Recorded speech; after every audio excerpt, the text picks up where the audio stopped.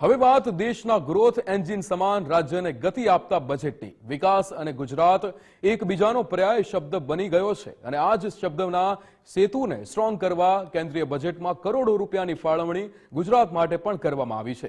રાજ્યની રેલ ગતિને રફતાર આપતા બજેટમાં શું છે ખાસ, હવે તે પણ જાણીએ.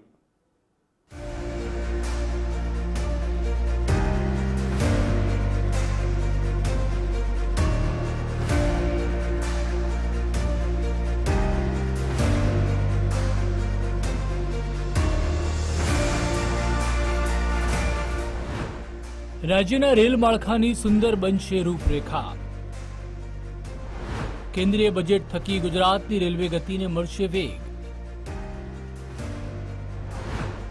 ગુજરાત રેલવેને મળતી ફાળવણીમાં 29 ગણો વધારો.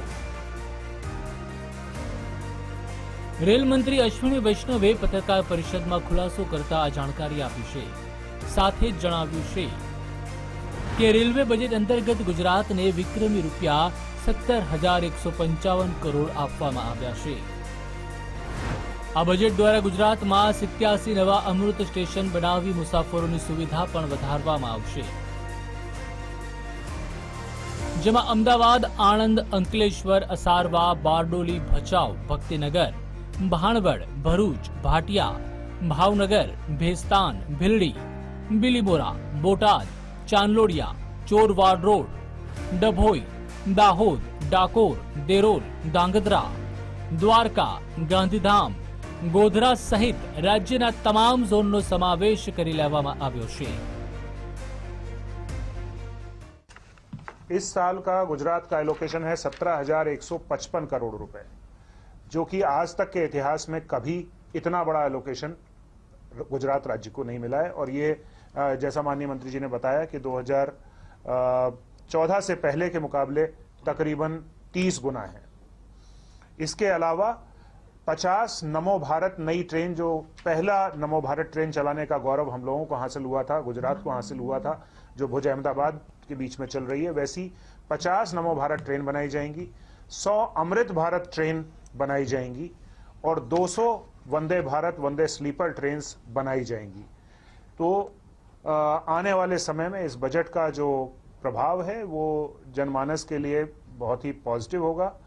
જાણવું એ પણ જરૂરી છે કે 10,000 લોકોમોટિવ પર કવચ લગાવવાનું કામ ચાલુ છે. 2014 થી અત્યાર સુધીમાં ડેનમાર્કથી વધુ લંબાઈના ટ્રેક નખાયા છે. તેવામાં રાજ્યના મોટા રેલવે સ્ટેશન જેમ કે ગાંધીનગરમાં 799 કરોડનું કામ પ્રગતિ હેઠળ છે.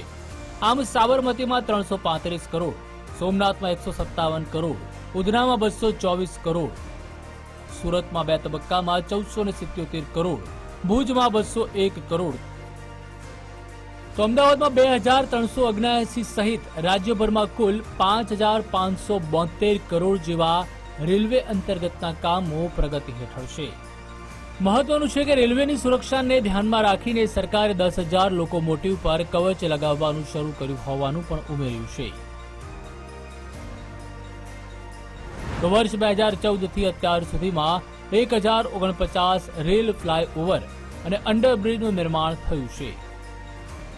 આ ઉપરાંત ગુજરાતમાં 15 અનોખા સ્ટોપેજ ધરાવતા 12 જિલ્લાઓને આવરી લેતા 4 વંદે ભારતનું સંચાલન થઈ રહ્યું છે. મહત્વનું છે કે ગુજરાતને દેશનું ગ્રોથ એન્જિન ગણવામાં આવે છે, ત્યારે કેન્દ્રીય બજેટ થકી જે રીતે રેલવે વિભાગને બુસ્ટર ડોઝ મળ્યો છે તેની રૂપરેખાથી ચોક્કસ સાબિત થાય છે કે ગુજરાત આવનારા સમયમાં પણ વિકસિત ભારતના સંકલ્પને સાકાર કરવામાં ચોક્કસથી વેગ આપશે. Bureau report, Gujarat first.